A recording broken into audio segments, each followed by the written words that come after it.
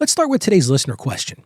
Ralph, I know God has blessed me in so many ways, but during the holidays, I start comparing my life to others and just feel like I'm missing something. Why do I still feel poor when I'm actually blessed? Here's something you might not know. Nearly 60% of Americans admit they compare their lives to others on social media. 60%.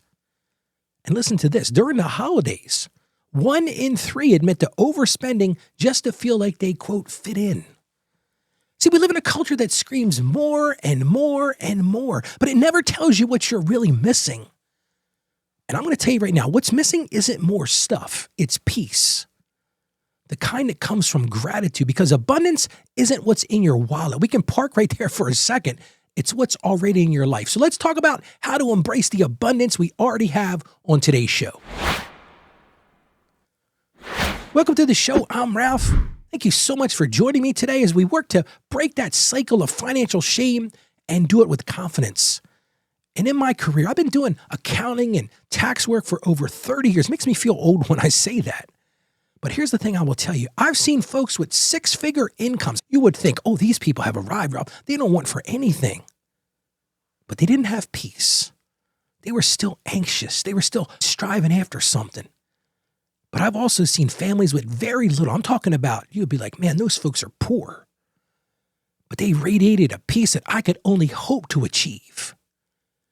And it helped me learn something. When I focus on God's provision, and this is what I want you to do today, your heart fills faster than any bank account ever could. And I want to tell you a story. Today I worked with a young couple. Now, this young couple made modest incomes. But man, they were stewards of what God had given them. They lived debt-free. They lived joyfully. They lived in peace. I'll never forget, they came in one time for getting their taxes done. And I said, you folks just have so much peace. They're always smiling at each other. You could tell this was a marriage. There was love. There was a great deal of joy in this. And I said, what's your secret? And the wife, she said, Ralph, I'll tell you what it is. She said, you're never going to believe it. She said, we stopped chasing what everyone else had and started counting what God already gave us. Just think about that for a second. That was the secret sauce. She stopped chasing what everyone else had. Are you chasing what everyone else has? I love what Pastor Andy Stanley said. Contentment isn't the achievement of all you want. It's the realization of all you already have. I want to say that again because you got to really lean into that. Contentment isn't the achievement of all you want. It's the realization of all you already have. See, I could stop recording right now because there's the answer. But let's get back to the question. Why do I still feel poor when I'm actually blessed? And I want to tell you why that is. But better than I'm going to tell you how you can change that. It all starts with gratitude because gratitude grows abundance. I'm going to encourage you right now, pause to thank God. Thank Him for what's already in your hands. It's real easy to say, well, Lord, I don't have what my neighbor has. I don't have what my friend at work has. I don't have that shiny new car. I don't have that beach house. I don't have those luxurious vacations. It's so easy not to say, God, but I have a roof over my head. I have loving family. I have a job, my health. But when you pause and thank God, you're going to start to see something. You're going to start to see just how rich your life already is. And if you're hearing my voice right now, your life is already rich. Second thing I'm going to encourage you to do, what my client decided to do, stop comparing. The comparison trap is destroying us. 60% of people admit they're comparing themselves with others. Every time you scroll and compare, guess what you're doing? You're subtracting from your joy. You're just giving it up. You're just saying, oh, Lord, I got to go find something else. I got to go look at other people. You have joy in your own blessings. Stop comparing yourself to everybody else. Now, listen, I know it's easy for me to say that, but let me connect my heart to you right now. I feel the same way you do because I find myself doing that same thing. I'm out there scrolling and why does this person have this? Why do they have this? Boy, they have the perfect family. My family's a disaster. But then I have to just stop and say, wait a minute. That's their race. God's given me joy in other areas because we don't know what's going on behind the curtain, as they say. Which leads me to this. You got to stop defining your wealth in traditional cultural terms. Because you can have money without meaning. My wealthy clients, a lot of them, have money without meaning, but you can never have meaning without gratitude. Just think about that for a second. You can have all the world will ever give. You can have buckets of cash. You can have bank accounts full to the brim, but you'll never find meaning if you don't have gratitude. And it all begins with stewarding what the Lord has given you. Because God has entrusted you with resources. I say this on the show all the time. What you have is not yours. People will send me emails. People will send me direct messages. Ralph, how dare you say that? I work hard for what I have. Fine. You work hard for what God has given you. Work hard to steward it well. He's teaching us faithfulness. He's not teaching us envy. That's the big, hairy takeaway right now. When you're out there comparing yourself to other people, what are you really doing? You're building envy. The Lord doesn't want envy for you. He wants you to realize that He's given you these resources. He's given what you can handle. Now you might say, but Lord, I want more. Okay, that's fine. But He may not give it to you. He's promised you provision, not comfort. But recognize God's abundance. Because think about peace. What peace do you have in your life? The breath, the very breath that you take when you put your feet on the floor this morning. The family that surrounds you.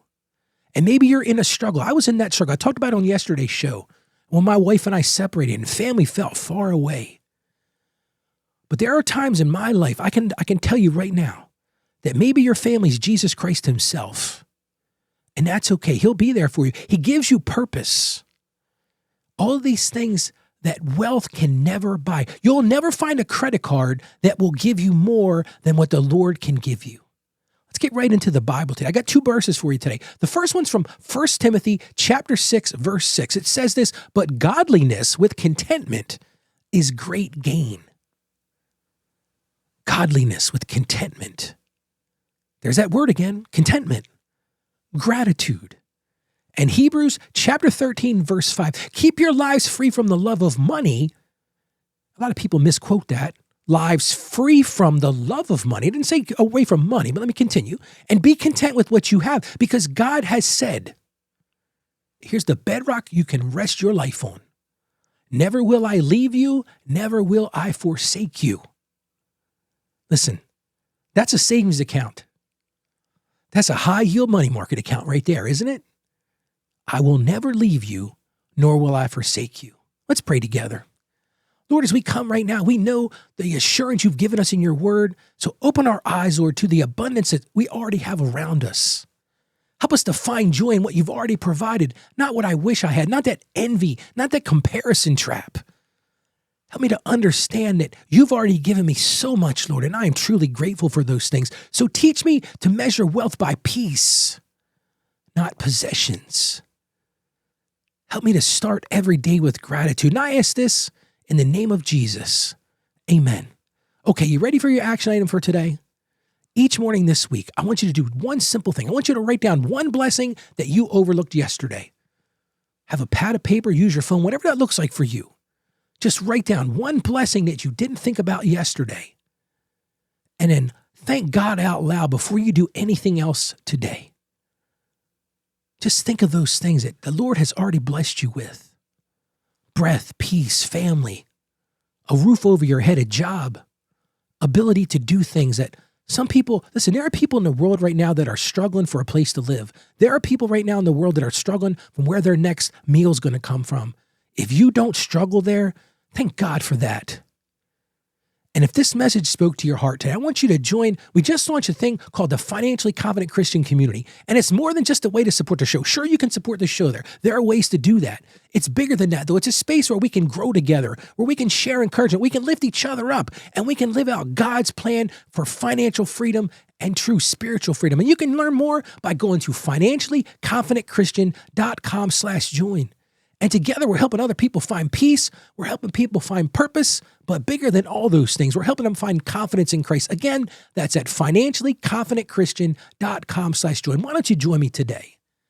And remember this, the world says you don't have enough, but God says you already do. Gratitude turns not enough into more than enough. You're already rich in His provision. Let's all decide to live like it this week. Go out there today and be a financially confident Christian. Stay financially savvy. God bless you, and I'll see you on tomorrow's show.